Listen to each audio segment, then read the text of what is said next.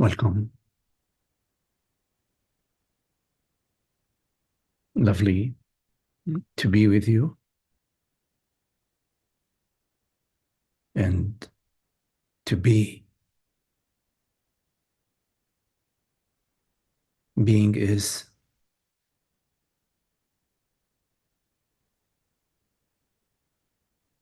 So for the duration of this meeting,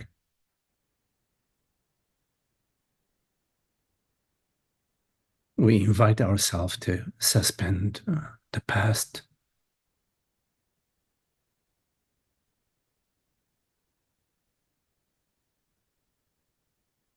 and to simply be freshly, unknowingly,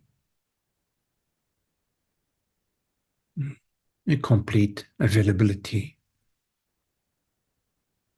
without knowing what is it that is available and what are we being available to.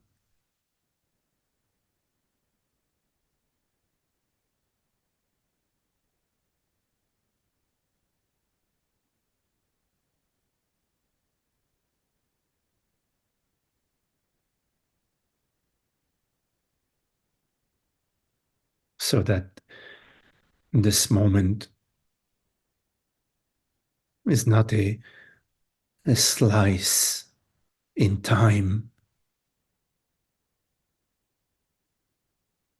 but rather it is the fullness of being.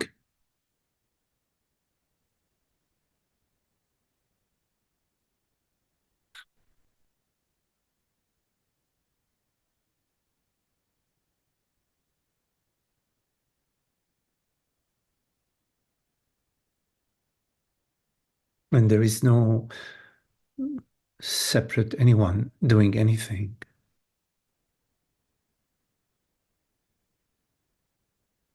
which is so beautiful and so freeing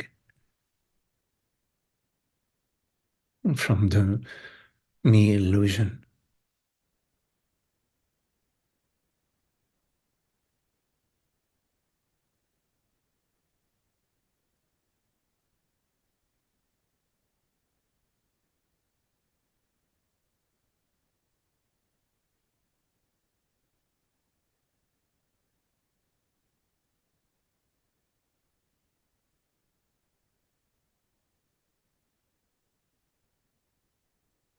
Notice how everything appears to you effortlessly.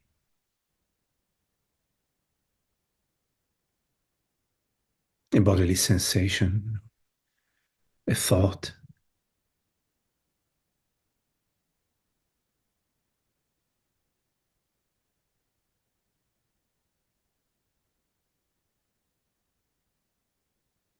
they arise out of the vastness, out of the mystery of being.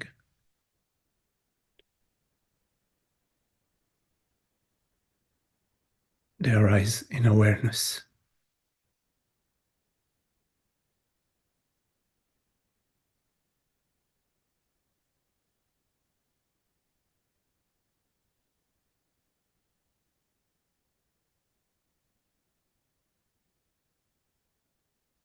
Which is always on.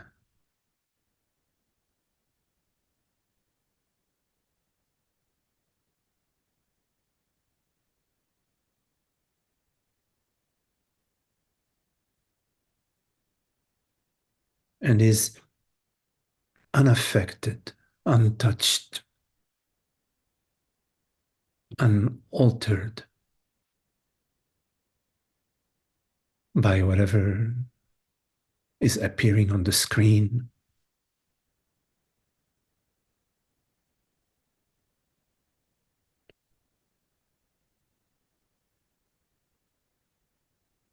So we sink deeper and deeper into presence. Every cell of our body every impression that appears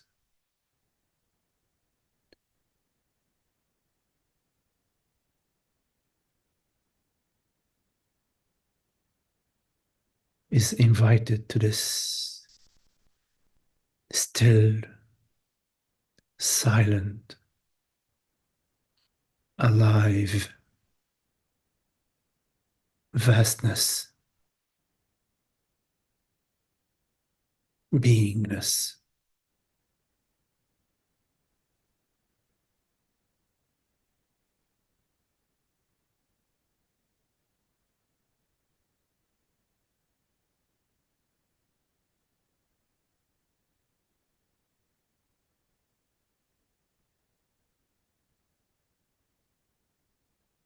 Is sort of eternal vastness,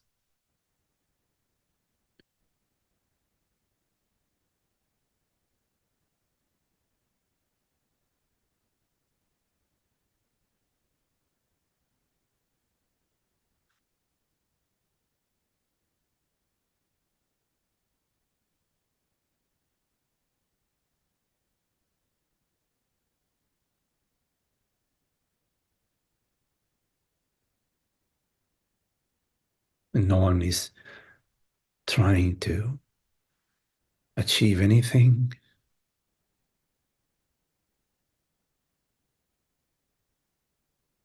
get somewhere.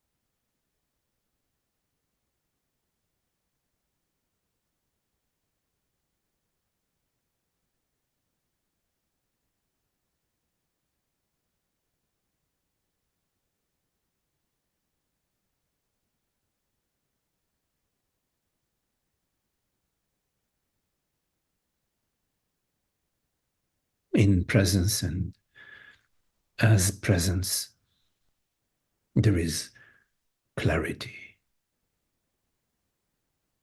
peace, aliveness.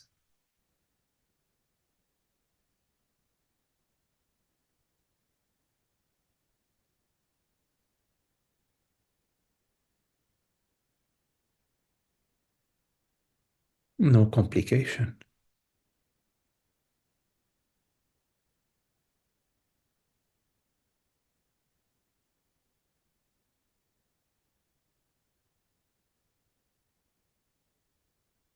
Notice the gentle breath,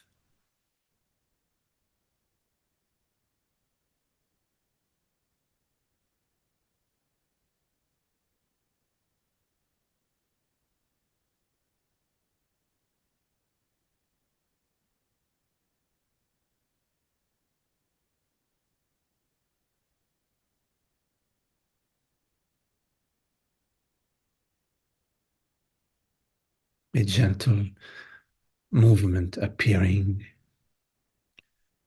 in the vastness, in the stillness.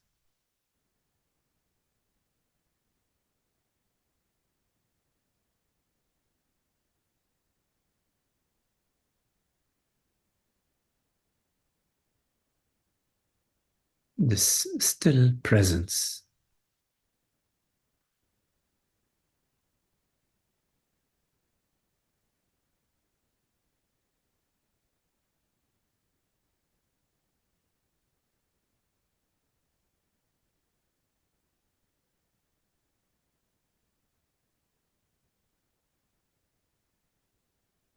And there is no judgment because there is no one, no personal self.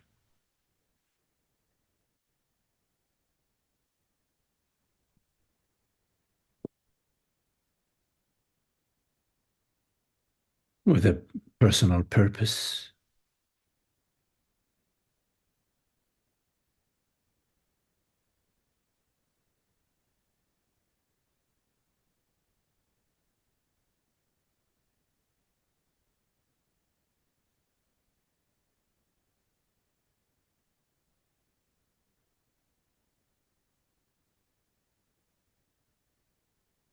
And in the absence of this illusory me, in the absence of the impression of separation, the belief in separation,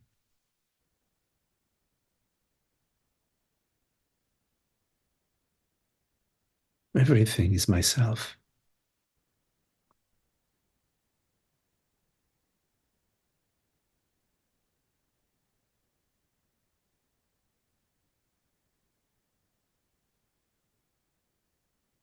There is nothing which is not the self.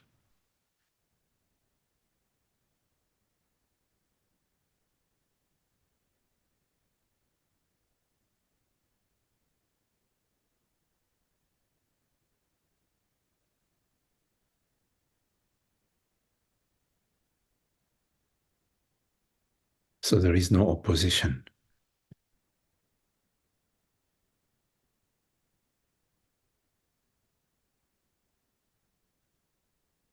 Because opposition and judgment require the belief that there is a personal self and that there is something at stake for that illusory me.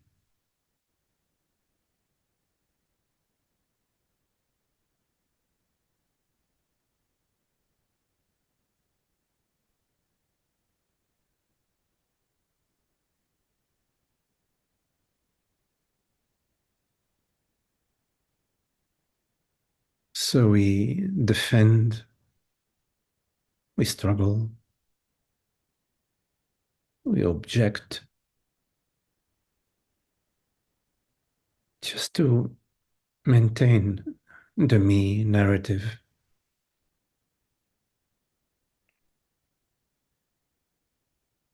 which is unhappy.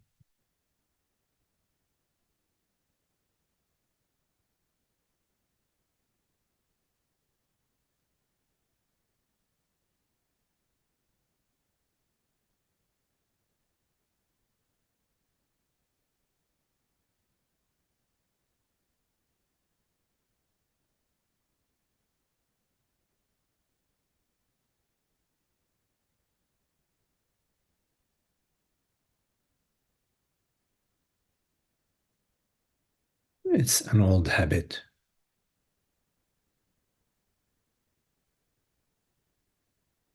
The me cocoon,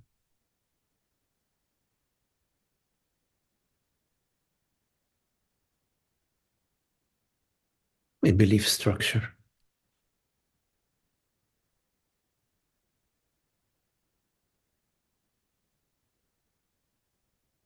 that has infested the mind and the body.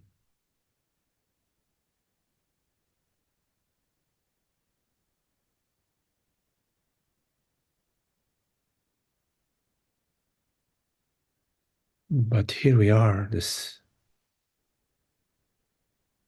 transparent beingness,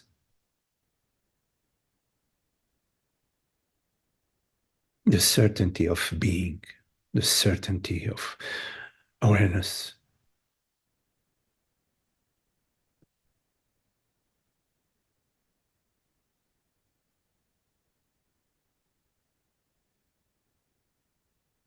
That which knows itself to be the I am,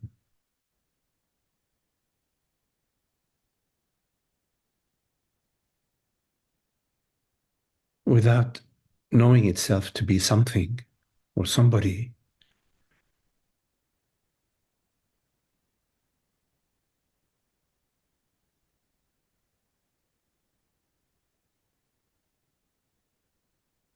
before adding the qualification, before adding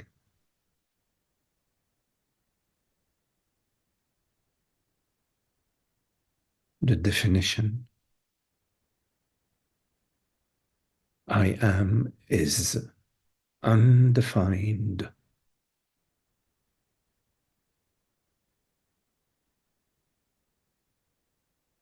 unlabeled,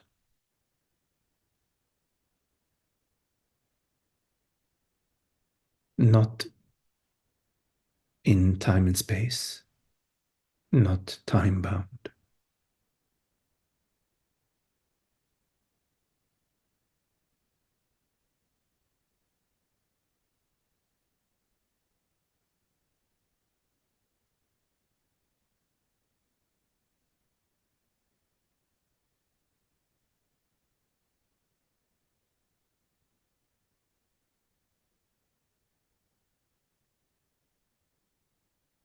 The impression of time appears to you.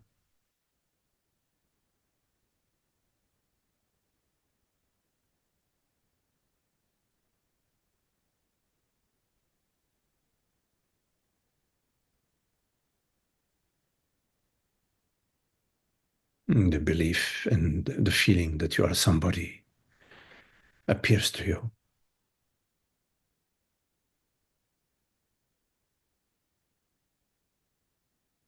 You are not that which appears to you.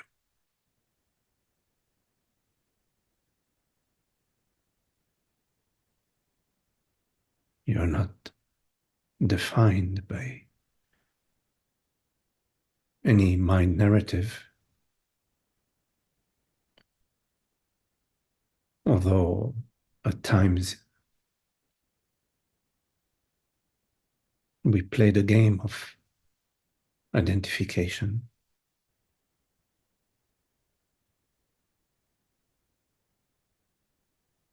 It appears as if it sticks,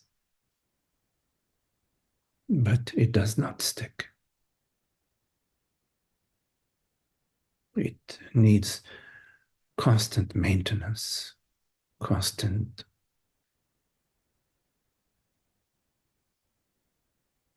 propping.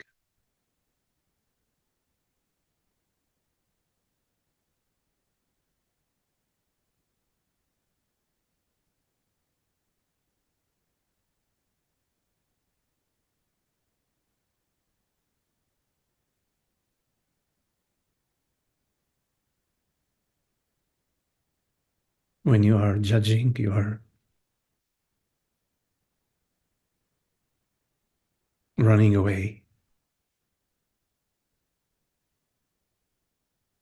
hiding behind a judgment.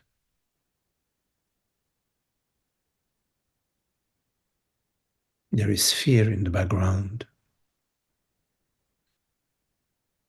and the tendency to defend and protect.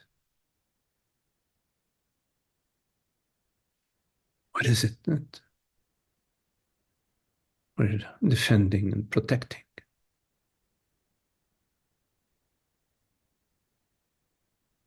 And for how long are we going to do that?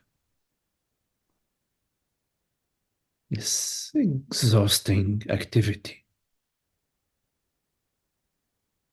of defending, protecting, and judging.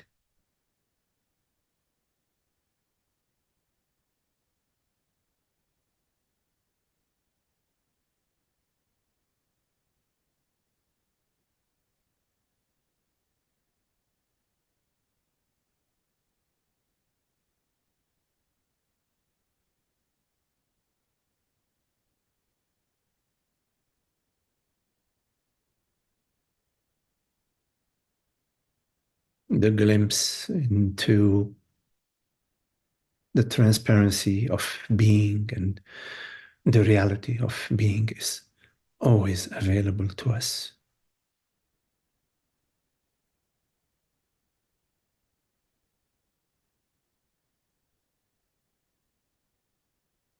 Right now,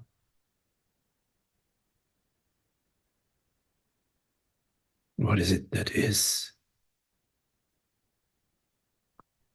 and cannot not be.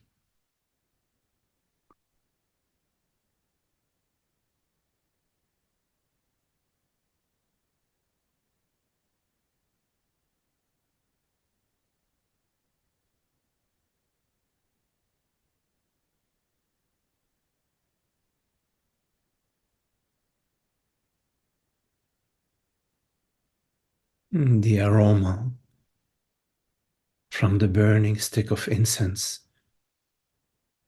fills the room.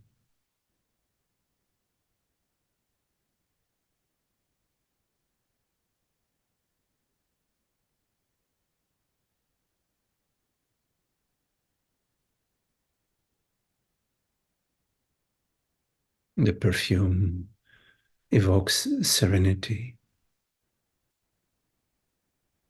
and tranquility.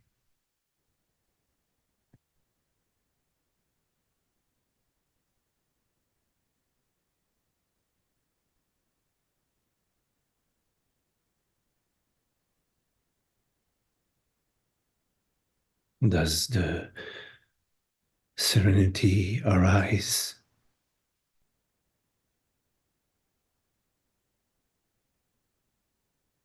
from the burning incense?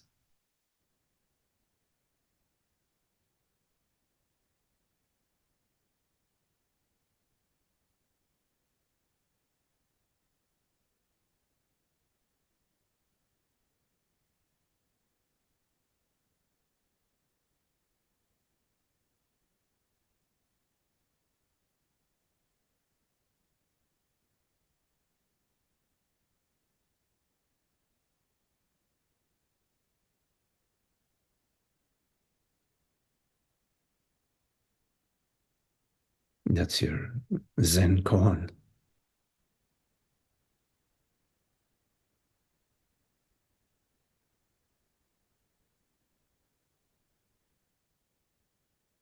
You are the koan.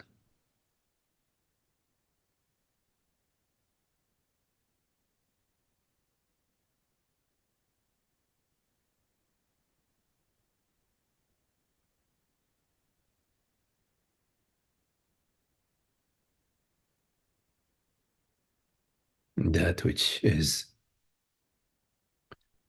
precedes the mind and permeates the mind, like the wind and the flag,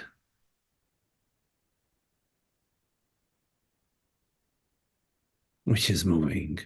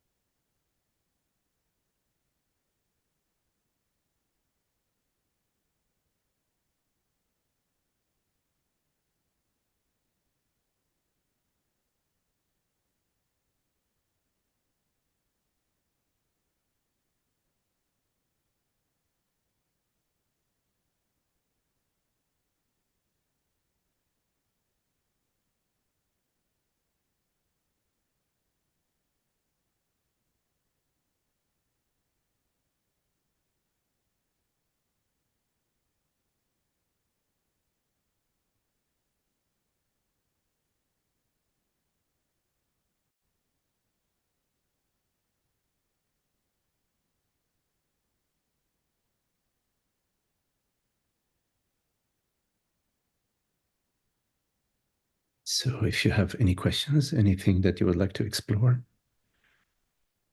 you can unmute yourself and raise your hand if you like. Any questions?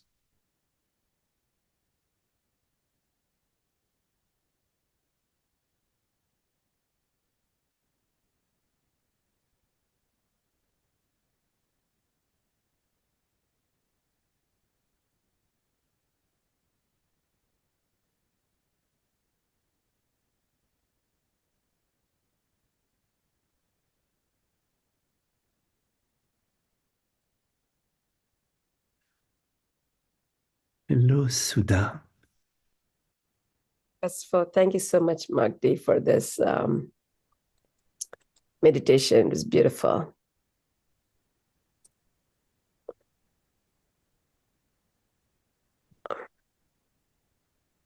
I have to be very honest, except for the meditative sessions, most of the time, even though I'm aware of my thoughts, I'm thinking of myself to be this personal being, this body, mind, equipment as Sudha. I mean, there are moments I'm aware, but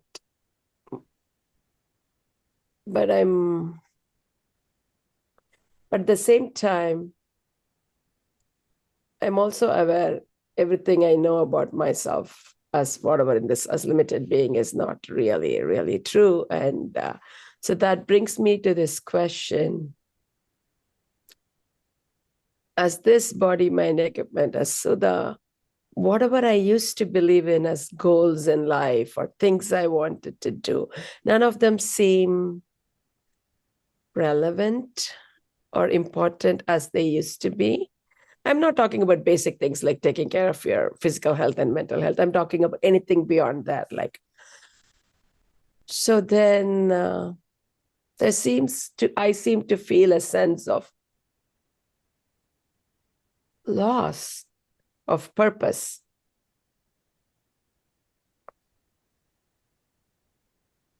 Like I wake up in the morning and I have the freedom to do whatever I want. And there's a part of me that says, oh, there's nothing that needs to be done, or there's nothing for you to be anybody other than just being. So I just don't know. How do we operate then with the world? Well, when the phone rings, you answer the phone. When there is hunger, you prepare the meal. Yes. What is the problem? Oh, I think the conditioning that there needs to be a goal and a purpose and be somebody or something. That's the conditioning, yes. Yes. But we understand there is conditioning. Yes, I agree with you. But the question is, what is the problem?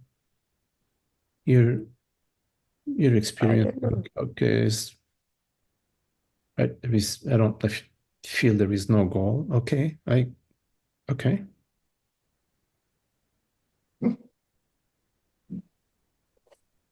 What is the problem? That's a very good question. It feels not normal to me, like not having or pursuing something actively. Well, in time it will feel normal.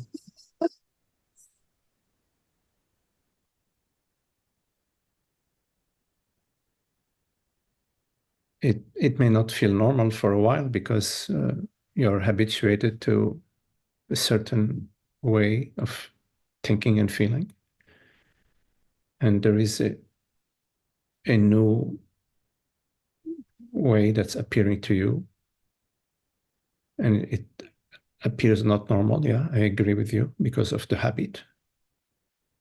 But in time, it will become normal.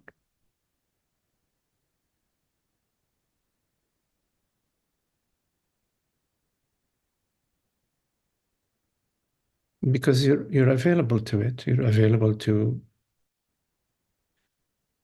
what's happening, what's unfolding, and you're not making it a problem. You say, okay, there is no goal.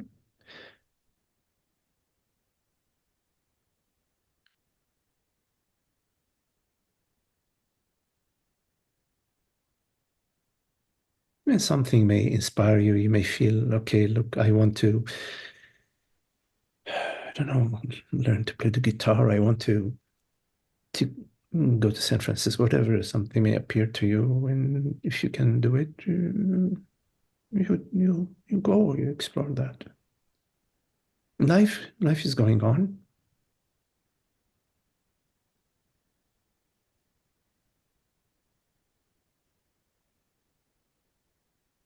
To just be available fully to whatever is happening now, including the thought that, oh, I don't have a goal. That's what's happening now. That's all.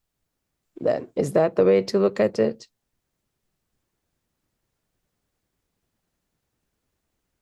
Well, except if you see a problem.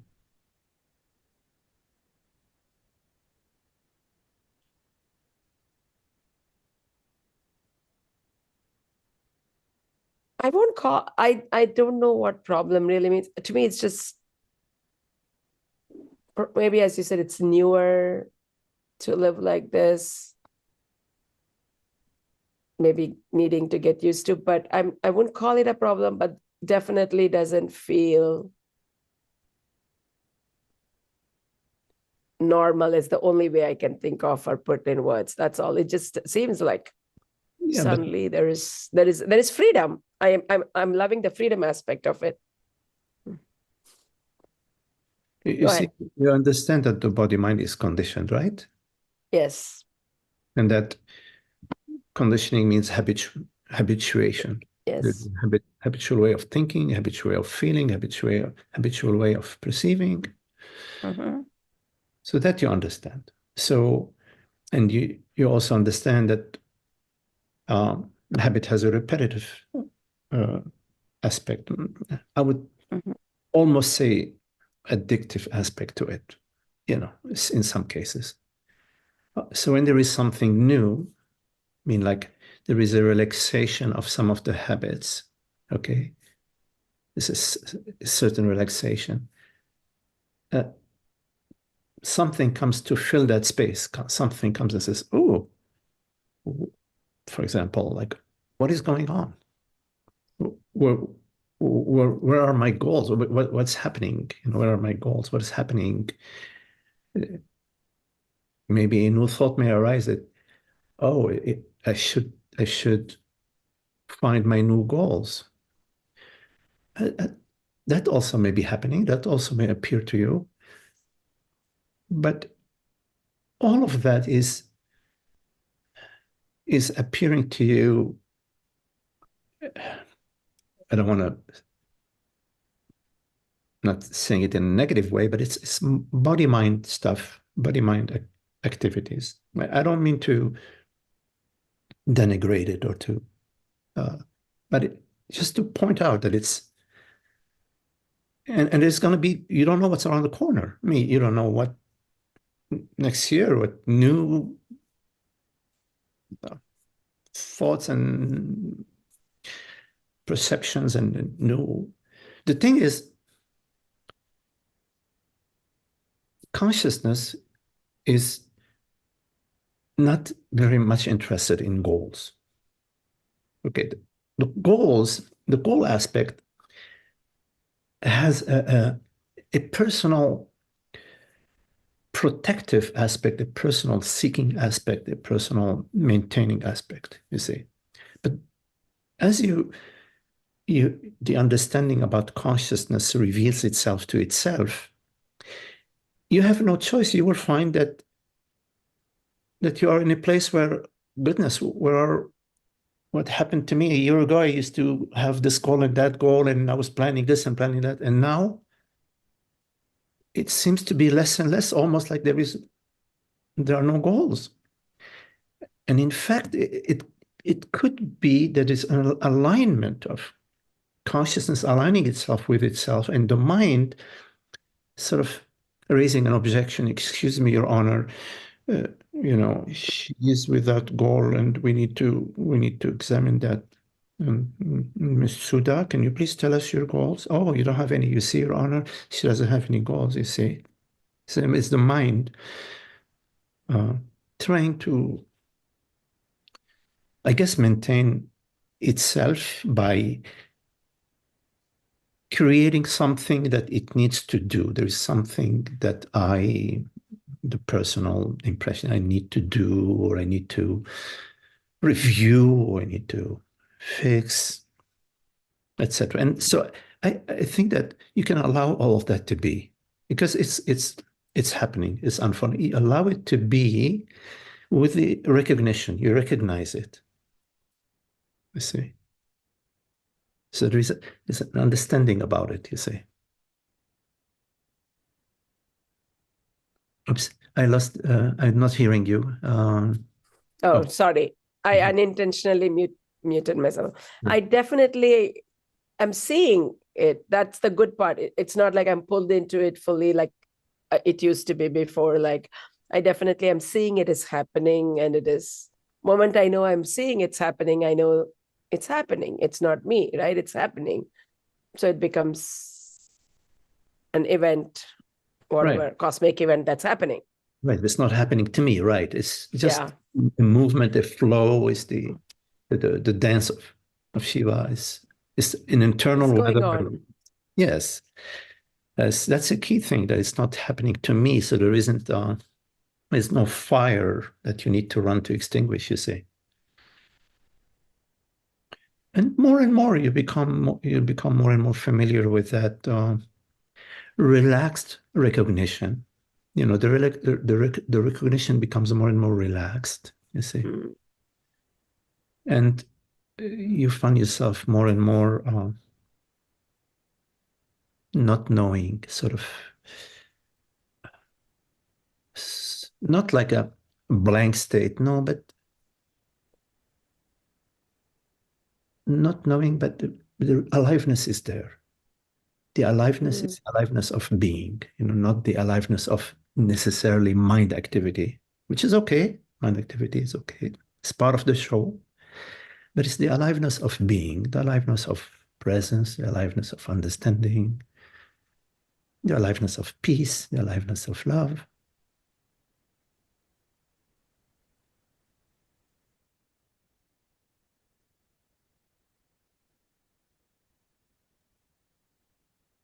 Thank you. Maybe just have to learn to get used to it.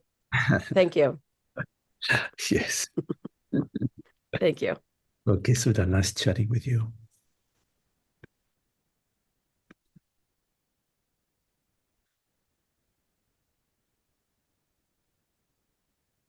Any questions?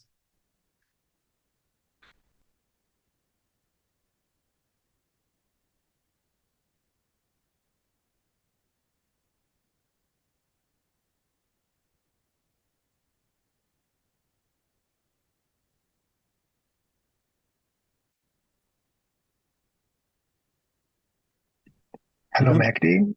Hello, Holger. Hello. During the meditation, you spoke about not defining yourself somehow, and I could just feel a deep fear not defining myself. I mean, there was this fear as if I would fall into a huge hole just for a moment, but then the thought just arose, oh, I am the whole. And so, but it's just interesting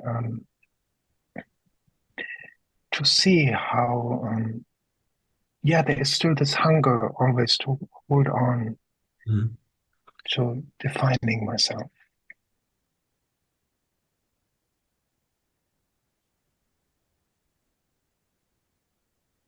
See, at some point, we are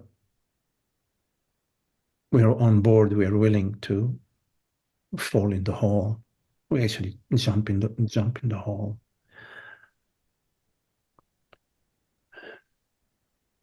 because that which is cannot not be, and that which appears and disappears has never actually been.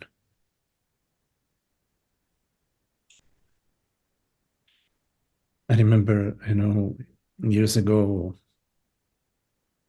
I was in this retreat.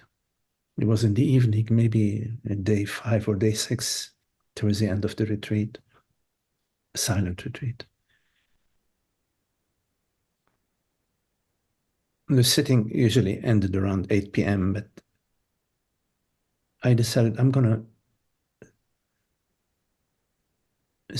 not getting up from the mat. And there was this willingness at that moment to die, in the sense that you understand.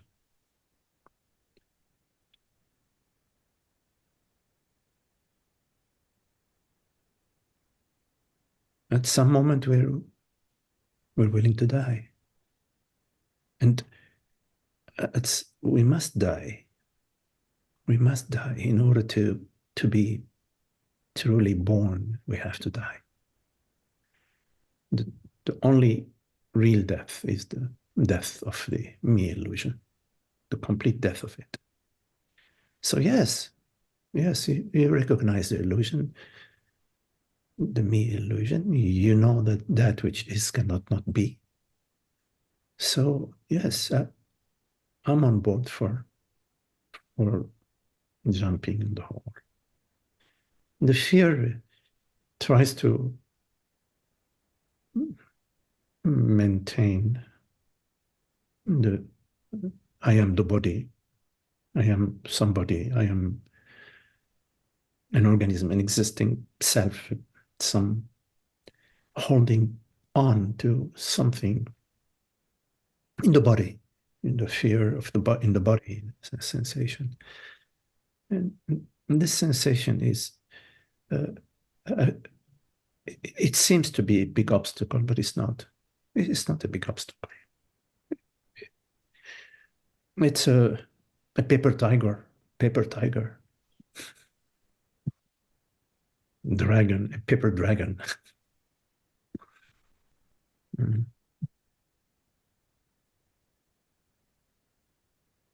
So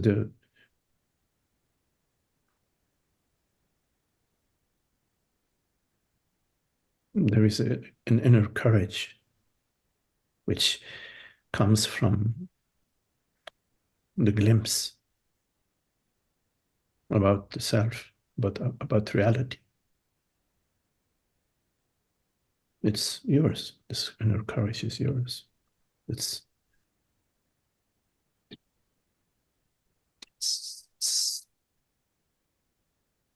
doesn't waver.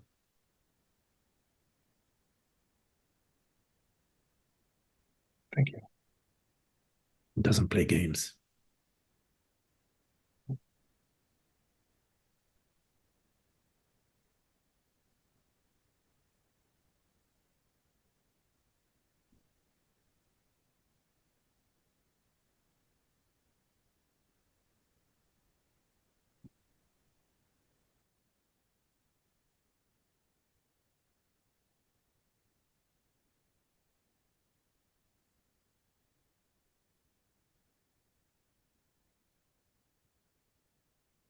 Let it all die, all of it.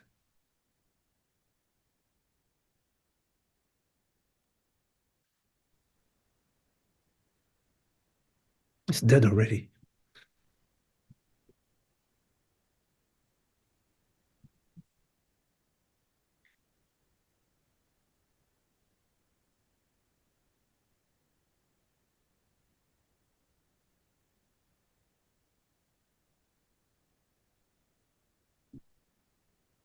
Any questions?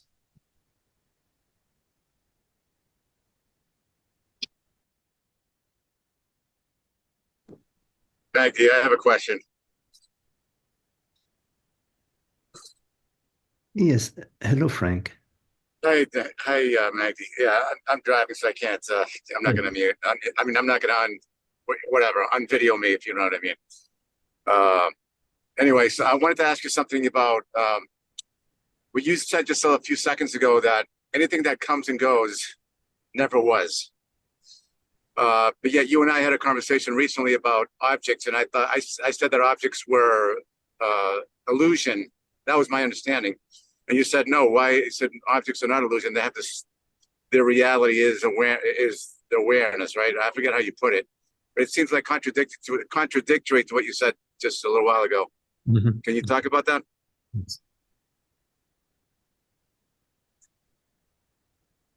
So it's just to start, like, as you know, like a general statement about like what I say. Everything that I say,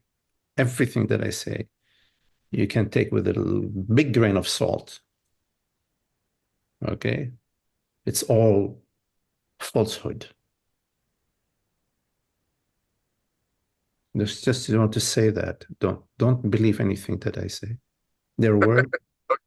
The words, and the only thing that matters is your understanding. And I may say one thing today, and I'll say the opposite thing tomorrow. Just want to say that so that you don't hold anything that I say as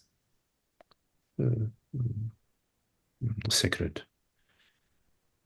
Now, let me take a look at your question.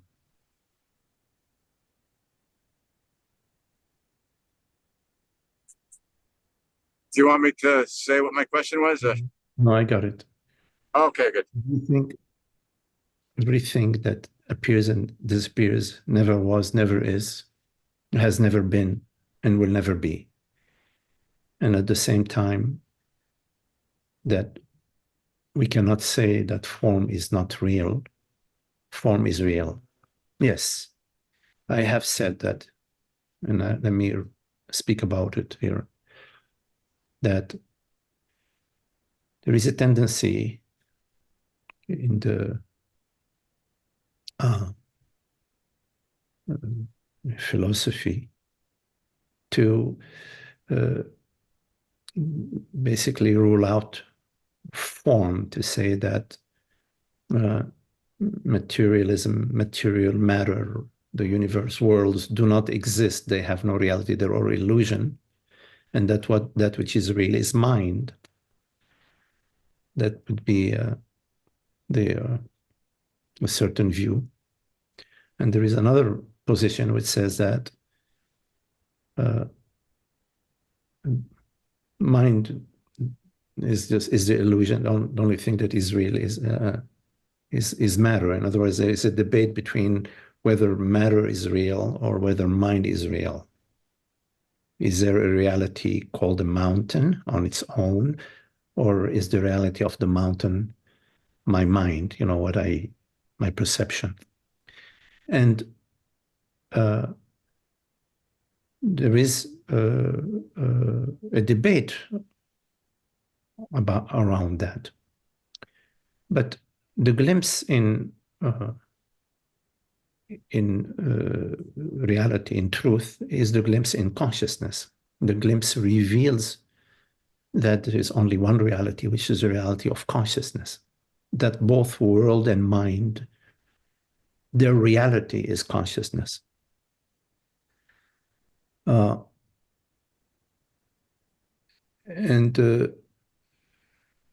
Rather than having a debate between what is it that is more real than anything else, is it the mind that is more real than matter, or matter that is more real than mind, I encourage people to consider that both are equally real. Both mind is real and both the world is real, but that they are real as consciousness. Their reality is consciousness. This does not stand in contradiction with that which appears and disappears has never been. It has never been as an independent reality.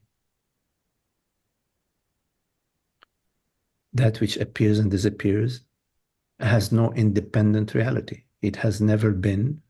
It is not. as its own reality.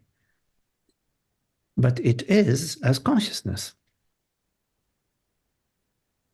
Why would we want to deny mountains and dragons and universes? Why would we want to deny the creative aspect of mind and thought? There is no need to deny them. It's simply the understanding that their reality, their existence, refers to consciousness. Like the waves, we do not deny the waves, but we acknowledge that the waves, the reality of the waves, is water or the ocean, whichever way we use the metaphor. Do you understand? Yeah, Magdi. So I do understand that. I love it. Not that it matters whether I love it or not, but I happen to love it. But going back to what Holger was saying, so Holger, I hope you don't mind me bringing you up, but what you said about that fear, and I know that fear too of losing this whole story around who I am, letting that all go. But if it's based in reality, if that is, it's a come and go thing, which one day is here and the next day it's not, and it changes constantly because my stories have changed over the years. But there's a reality to that. It's like a mountain and a tree, isn't it? So why get rid of it? Yeah, well, the fear, that comes and goes is, of course, the play of consciousness. It is consciousness which is veiling itself from itself. It is consciousness which is going, oh my goodness, what's going to happen to me? Meaning at that moment, it's consciousness which is playing the game of being somebody who may be in danger. And there is no need to get rid of it. Actually, it's not possible to get rid of it because consciousness is playing that game. But also consciousness is playing another game, which is a game of understanding, unveiling itself. It is also playing the game of revealing to itself that all is consciousness. There is only one reality, and I am that, and there is no issue whatsoever anywhere. So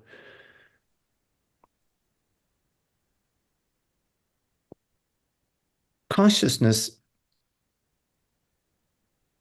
chooses to reveal itself to itself. And this understanding has a snowball effect. That's how it seems the game goes. It glimpses upon another glimpse, another glimpse, another glimpse, and it snowballs into one humongous glimpse, which is being, is the amness of being and the awareness of being.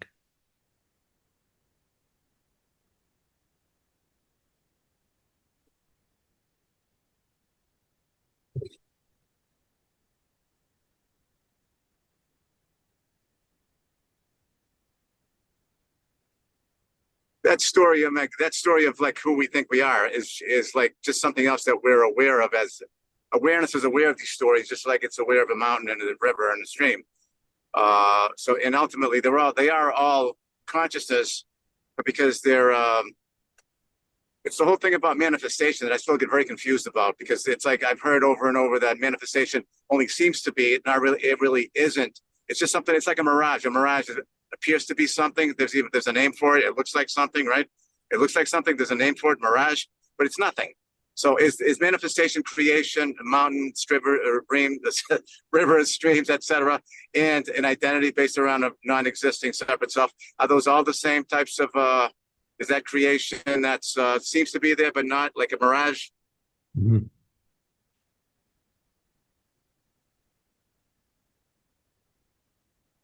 I don't know. I think that's maybe too big of a question. No, I understand your question.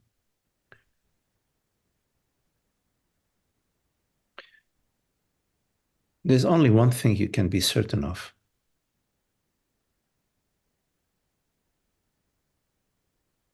Which is that which is and cannot not be, that which is not subject to conditions. In your experience, that is consciousness. That is the absolute certainty that you have, that consciousness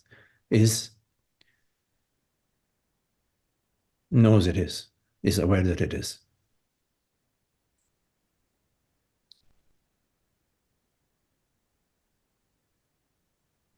Whether that which you perceive is real or is a mirage can only be real as consciousness, because we've already determined that that which you can be absolute beyond doubt about is consciousness. In other words, we have already established that reality refers to consciousness. Once that is established, then that which appears to you, the world, body, mind, whether it is real, is only real as consciousness. And whether it is a mirage, it is a mirage as consciousness.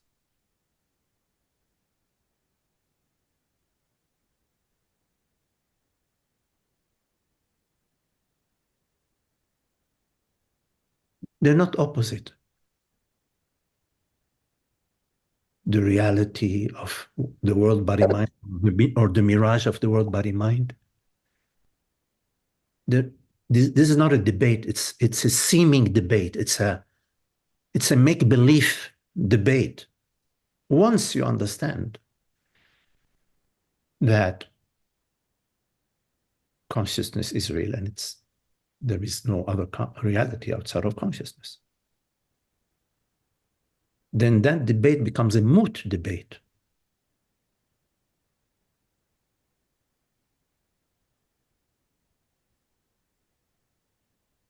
You follow? Yeah, I do follow, Meg. That's making sense. Yes, it is. Yep.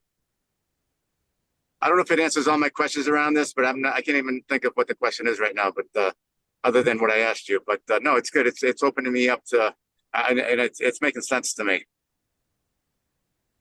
Yeah, one reality only. It doesn't matter whether it appears as whether we call it real or not real, or an illusion or not illusion. There's only one reality, and everything is comes out of that reality, that one reality. If it is real, it is real. It's real as consciousness. If it is mirage, it's a mirage as consciousness. Gotcha. Okay. I'll chew on it for a while. Thanks, Magdi. Appreciate it. Consciousness is the only show in town, and it's available to whichever way you want it to dance. The only show in town, but it's the best show there is, right? Yes. Absolutely. It's good. Otherwise, we wouldn't be watching it. We wouldn't be living this show.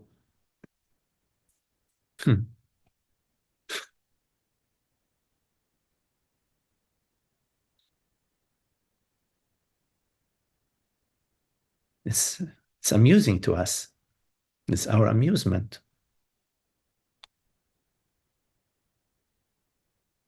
And it's our amusement to play the game of ignorance, and it's our amusement not to. It's a freedom, our sense of freedom, which we all know. We all have the sense of freedom.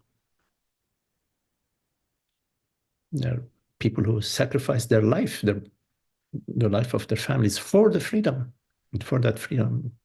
It's not the freedom of the body mind. It's not the freedom in the world. It's that which is beyond the mind, beyond the world.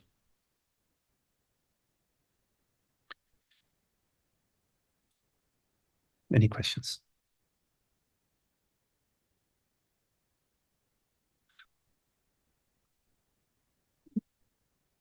Hello, Charles. Hello, Magdi. I love being here. I just have a quick question about something you've said. I'm new to your teachings, and you've mentioned the ego as being a virus or an otherwise infestation, pretty negative stuff. I think I understand why, because it stands between us and understanding of the one. But is it, I guess, is it that negative? Is it that, is it, there must be, it's divine like everything else. There must be some way it can be useful. Yes, yes. Obviously, cling to it, but Yes, yes. I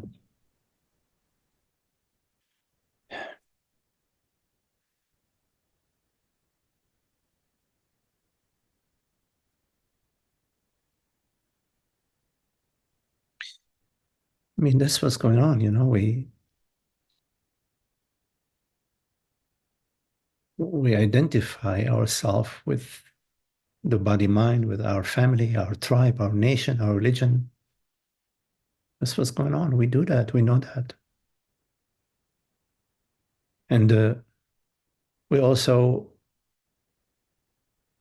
hopefully are clear that it is as a result of the identification with the tribe and nation, I don't know, culture, that there are conflicts, internal conflicts, and the world conflicts.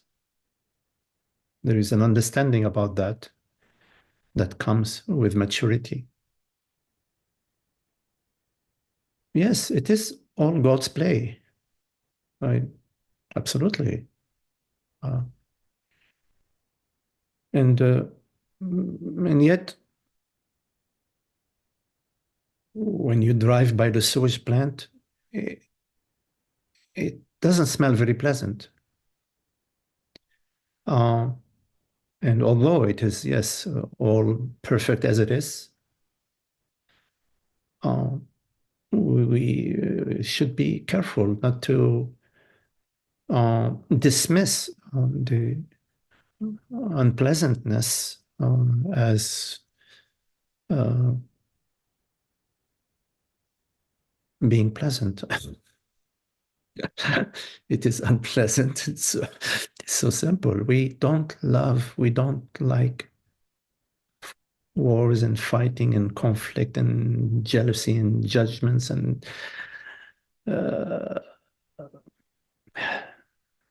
people speaking evil about us speaking evil about others, and yet we do it. Yes, but we don't like it. We don't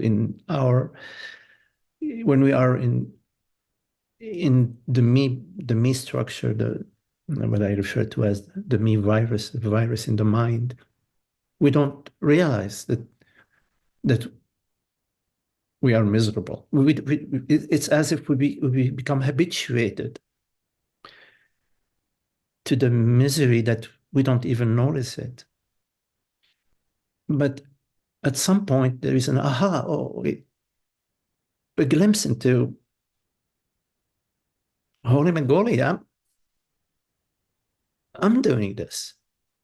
I'm holding on to my image, to my tribe, I am separating myself from the other. I am the one that is not recognizing the other as myself. Rather, I'm recognizing myself as being more important. So although I agree with you in principle that from the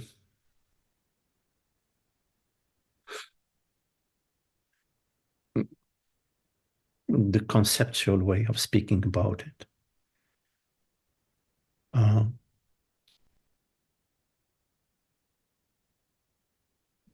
it's more than conceptual, actually, that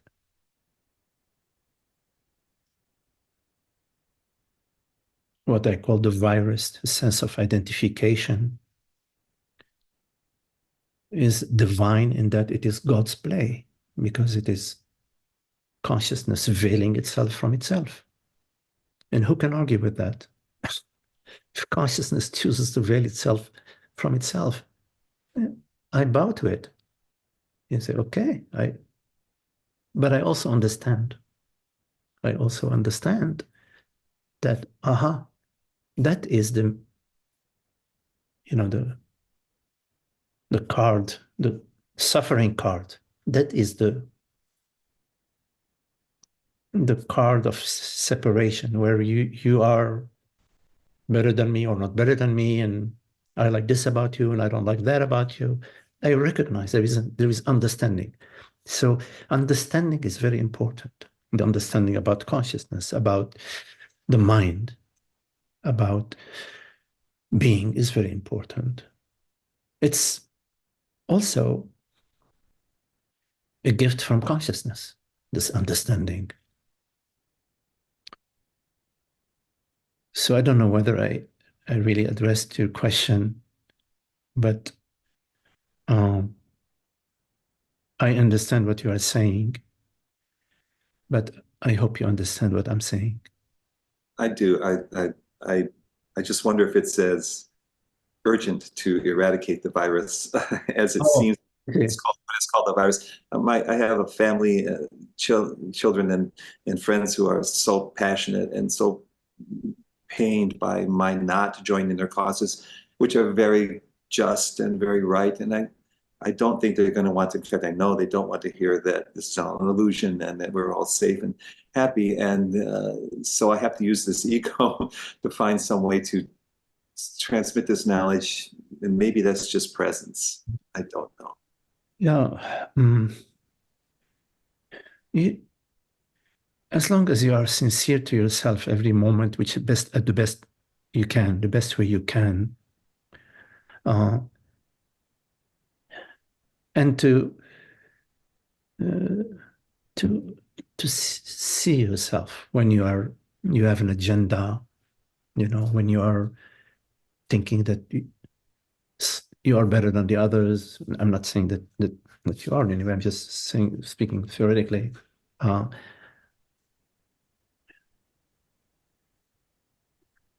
So we take a look, we live, and at the same time, we are looking inwardly. So there is the looking outwardly and acting in the world. And at the same time, we're also simultaneously looking inwardly where we're coming from, and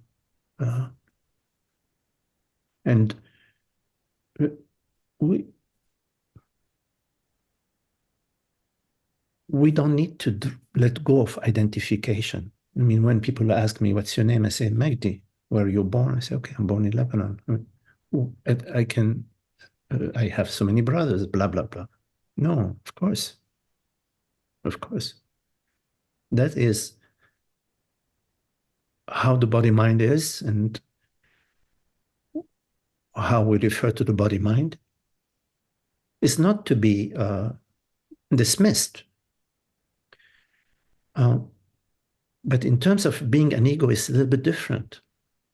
It's like, I know better than you, or I am somebody less important or more important, or having some judgments about others. I take a look at that. Because I've realized that the judgments usually, it has to do about maintaining in some way or the other the me, the better me or correct me. You can interact with your family.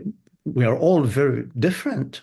My goodness, you should see my brothers. They're so very different from me. But we interact. But in my experience, you don't need to interact as an ego. There's a difference between being identified. It's an internal difference. Being identified with your own thoughts and your experiences and your stories and your beliefs about yourself, and recognizing that the body-mind, this particular body-mind, has certain preferences, certain characteristics, certain tendencies.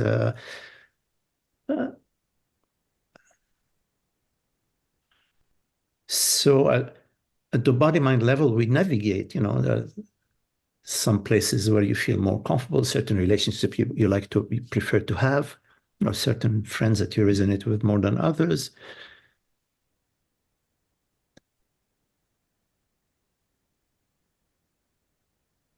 But we can do that without being identified. At least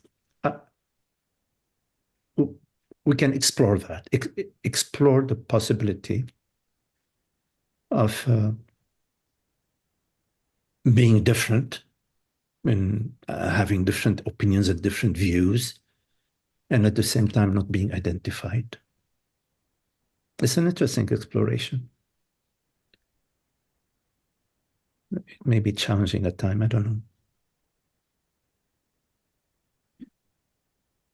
Yeah, there may be some issues that are more difficult to let go of.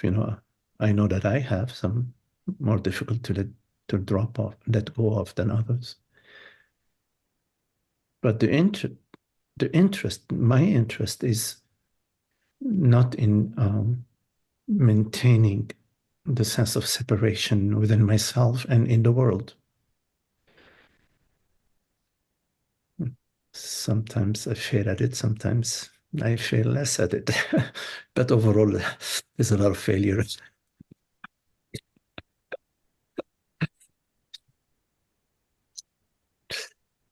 Thank you. I really appreciate it. It's okay. We are not perfect, as perfection lies in being, in consciousness.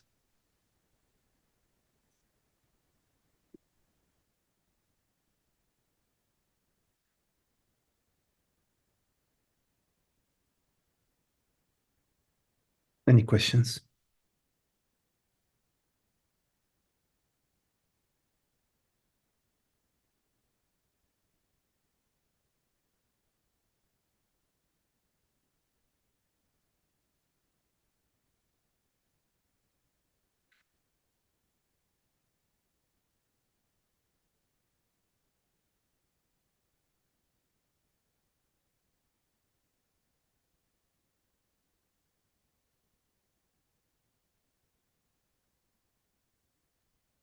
Magdi, I just wanted to share something. It's not a question so much. It's just a sharing of something that I learned kind of just this past week, just from these teachings and stuff.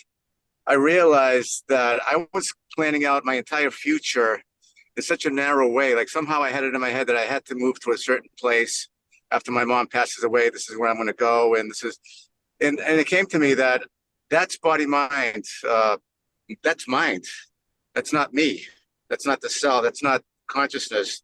It's a very, very constricted, narrow way of seeing. Like even the fact that I'm looking into the future and having this set plan, I just saw right through that. Like I don't have to do any of that. I just let consciousness decide where I'm going to go. Where I'm going to spend out the rest of my life. It's just like open it up. It was so narrow. I didn't realize it. Anyway, I just wanted to share that. It was a really very freeing kind of a realization. That's good. What matters is the freedom in the realization. It's very important. At the same time, you are consciousness. So you can decide about the future. You can contemplate, and think about the future where, you want to go, what you want to do. You are consciousness. Well, there's another piece to it. Yeah, that's good. Glad you said that. Yep. Because that was the plan to go to Florida was also consciousness. That's true too. Yep. Of course. I mean, the thoughts that come to you, they come from the universe. They come from consciousness. So you take a look, you weigh your options. I don't know, you look at the weather and financial situations, where are your friends located, whatever you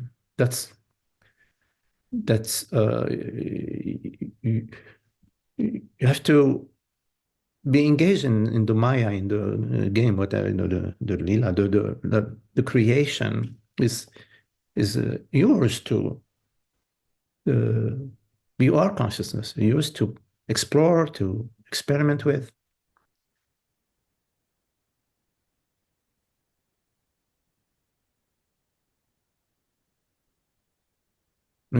Tara and I were always planning about the future. I have in my phone the calendar, I put them in the calendar. Oh, I mean, March, so and so, we're doing this and that. In April, this and that. Okay. I don't feel so bad. Yeah, we discussed. So, do you want to go to Barcelona? Do you want to go to Istanbul? Yeah. No, it's just it opened me up. It was a way, but I get what you're saying too. That I don't want to overlook anything as if it's because like this is from consciousness, this is not from consciousness. Like dividing things into consciousness / not consciousness. Right. I get what you're saying too. Thanks. Yes, That's another piece I needed to look at. Yep, great. I'm glad I spoke up. Yes. All right, thanks. Okay, Frank. Drive safely. Thank you.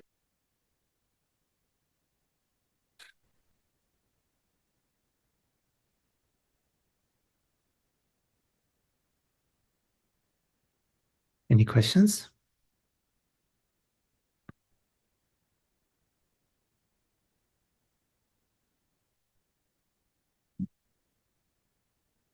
Yes, Charles. Just need to ask this one thing. I'm under the impression that when you join a righteous cause, for example, that nature wants to balance, and you join it here, and then somebody else is going to join the unrighteous cause, and that the best thing to do is to be peaceful and not participate in what might be a very important thing, and so when people say this has to stop now, we have to act, we have to do these things, I keep thinking that the action is to become peaceful and to find out who I really am, act when it comes to my doorstep, I guess. But is that correct? But when people join a cause or do something, is it counterproductive? Because that just means more people are going to join the other cause, just because it has this balance that it wants to come back to. I understand your question. What matters is where you come from in anything you do, any action, any decision you make, any group you join, any ballot you vote for. What matters is where you come from. There are many things that are very confusing to me. Social issues and political issues, and I just don't know how to perceive them. So some things I'm sort of studying to try to gain more understanding until something sort of lines itself up,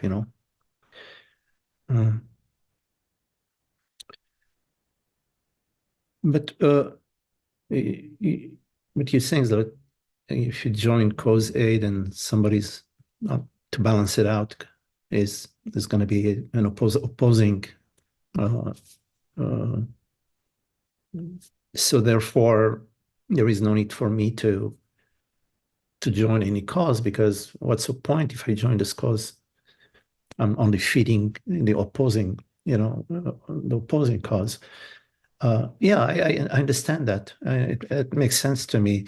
But at the same time, it also makes sense to me when something is speaking to me, coming from I don't know, from my heart, from my understanding, from my place of love, from a place of compassion. It makes sense for me to also, if it appears to me to speak it out or to put it out, to do so, irrespective of whether there's going to be counterbalance or not. I don't know. Yeah, that makes sense to me too. That's how I see it. If it comes to me, then of course I'll react. If someone's harming my family, I'll react. I'll do what I have to do regardless of that. But it's when you get into the larger causes and the things that other people are very dear to them, I keep thinking they're putting all this energy into something, and maybe they'd be better putting it positive piece, which they don't want to hear. But right. If somehow we can bring the heart into the mind, sort of, rather than just the mind being separated from the heart, somehow to bring in the love into the mind, to see how is the mind aligned with the love? Is the mind aligned with the heart? I know it sounds a little bit abstract what I'm saying, but experientially, I think it's something that we can explore. Like, am I strictly into the mind, or is there something else operating that's more profound?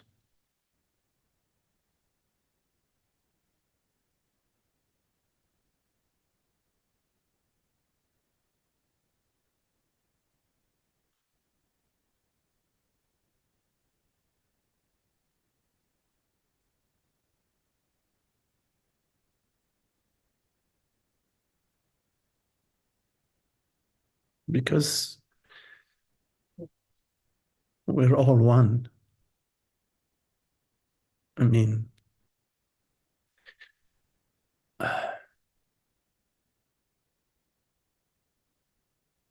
we may have different opinions, different experiences. And sometimes we overlook that we are all one. We're all sort of the same boat.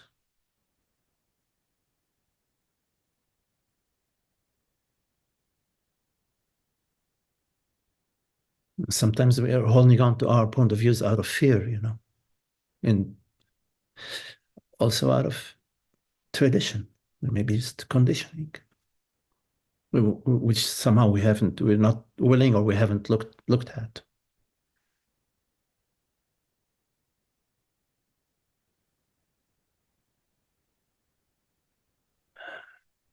There is a lot to look at in that, in the mind and the feeling level, how things are operating for us.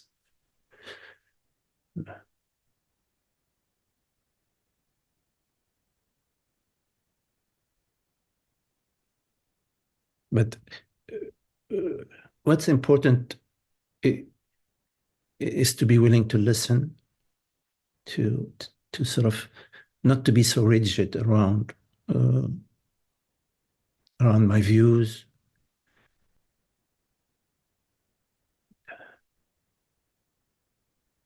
Whether I'm able to or not, who knows? But that's the intention.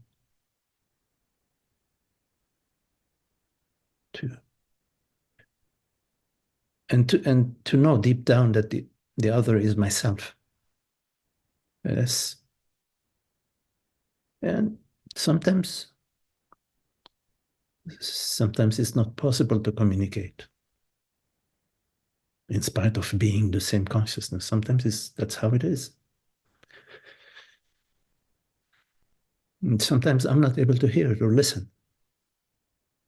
I may not realize it at the moment. Hopefully, at some point, that tendency relaxes.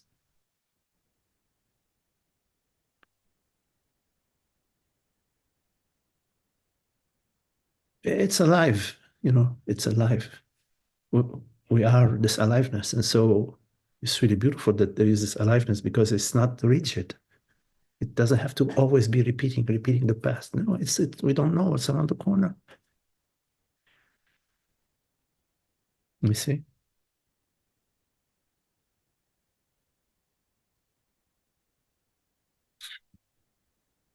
Well, it's very lovely to have been together. All of you, I give you a big embrace, and lots of love to you all. Thank you.